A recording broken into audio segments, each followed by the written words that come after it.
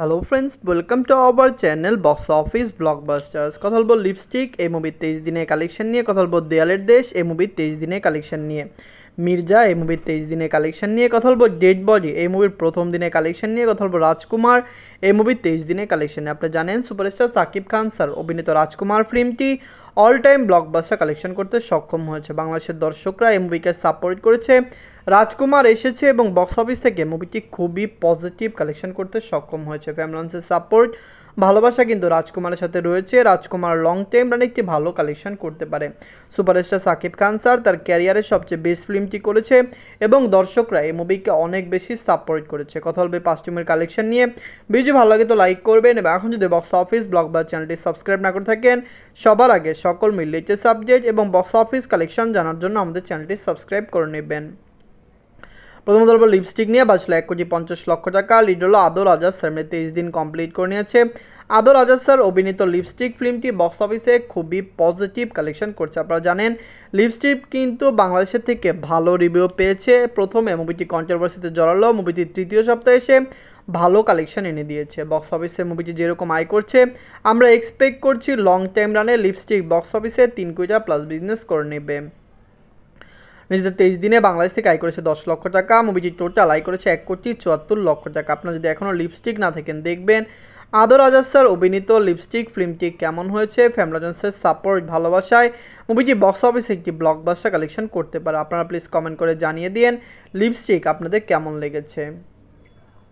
এখন কথা বলবো দেয়ালের দেশ নিয়ে, বাঁচলো 2 কোটি টাকা। লিড হলো superstar Shariful sir, Bubly ma'am এমনি 23 দিন কমপ্লিট করে নিয়েছে। আপনারা জানেন দেয়ালের দেশ খুবই পজিটিভ রিভিউর সাথে রিলিজ হয়েছে। ফ্যামিলির সাপোর্ট, ভালোবাসায় দেয়ালের দেশ কিন্তু লং টাইম রান করছে। আপনারা জানেন যখন ঈদে মুভি রিলিজ হয়েছিল বাংলাদেশে সাকিব খান স্যার রাজকুমারের প্রতিদ্বন্দ্বী সবচেয়ে বেশি সিনেমা হল এবং ভালো আয় কিন্তু দেয়ালের দেশ করেছিল। বর্তমানে মুভির কালেকশন একটু কম আসছে, কারণ মুভিটিকে যেরকম সাপোর্ট করা দরকার ছিল দর্শকদের মনে হয় এরকম ভালো লাগেনি, যার কারণে কিন্তু মুভিটি এত বেশি আয় করতে পারেনি।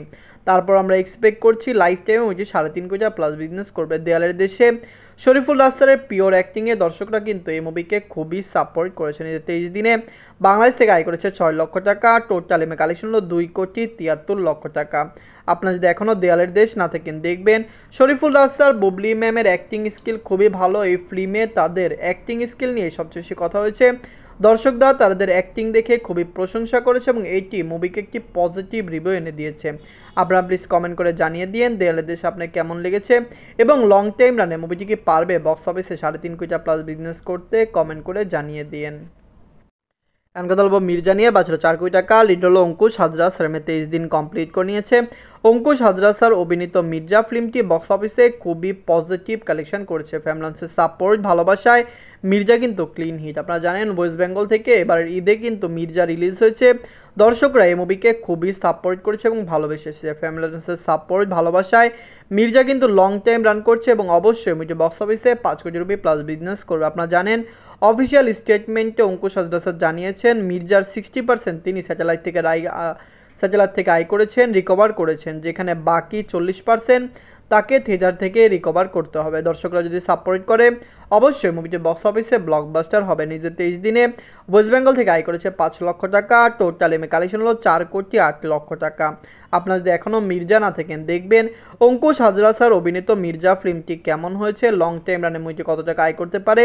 আমরা এক্সপেক্ট করছি মির্জা লাইফ টাইমে 5 কোটি রুপি প্লাস বিজনেস করবে। আপকামিং কিন্তু মির্জা 2 আসছে, অবশ্যই মির্জা 2 বক্স অফিসে 10 থেকে 15 কোটি রুপি প্লাস বিজনেস করতে পারবে।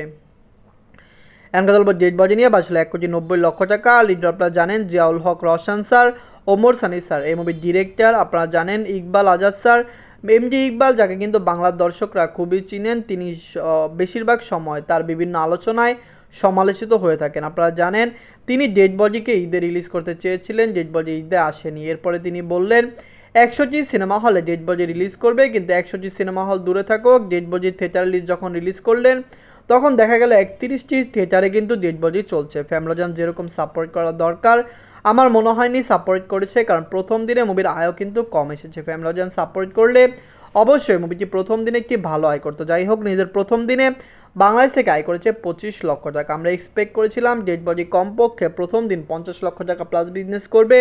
ডেড বডি কিন্তু এবার ঈদে খুবই আলোচনায় ছিল, যদি ঈদে পোস্টপোন না হতো হতে পারতো মুভিটি বক্স অফিসে সুপারস্টার সাকিব খান স্যার রাজকুমারের প্রতিদ্বন্দ্বী হতো। এখন কথা বলবো রাজকুমার নিয়ে। বাঁচল 10 কোটি টাকা, লিড হলো সুপারস্টার সাকিব খান স্যার। 23 দিন কমপ্লিট করে নিয়েছে। সুপারস্টার সাকিব খান স্যার অভিনীত রাজকুমার ফিল্মটি ব্লকবাস্টার হয়েছে। আপনারা জানেন রাজকুমার কিন্তু সুপারস্টার সাকিব খান স্যারের ক্যারিয়ারের সবচেয়ে বড় বিগ বাজেট ফিল্ম। 10 কোটি টাকা বাজেট খরচ করে মুখে বানানো হয়েছে। মুভিটি বাংলাদেশে চলছে, ইউএসএ, কানাডা মার্কেটে চলছে, অস্ট্রেলিয়াতে চলছে। মুভিটি ইউনাইটেড আরব আমিরাতে নতুন করে রিলিজ হয়েছে এবং দ্বিতীয় দিন কমপ্লিট করেছে। ওয়ার্ল্ড ওয়াইড মার্কেট থেকে মুভির কালেকশন ভালো এসেছে। ফ্যামিলি অডিয়েন্স রাজকুমারকে খুবই সাপোর্ট করেছে। আপনারা জানেন সিনেপ্লেক্সে বর্তমানে মুভিটি শো না পেলেও মুভিটি কিন্তু সিনেপ্লেক্স থেকে একটি ভালো কালেকশন করেছে। যে পুরোপুরি একটি রাজনীতি হয়েছে যে সিনেপ্লেক্সের থেকে রাজকুমারকে সরানো হয়েছে, এটি নিয়ে প্রতিবাদও হচ্ছে। কারণ আপনারা জানেন রাজকুমার কিন্তু সিনেপ্লেক্স এত খারাপও চলছিল না যে মুভির শো সরানো হবে। যাই হোক, নিজের 23 দিনে বাংলাদেশ থেকে আয় করেছে 25 লক্ষ টাকা। মুভিটি ইউএসএ, কানাডা মার্কেট থেকে আয় করেছে 8 লক্ষ টাকা।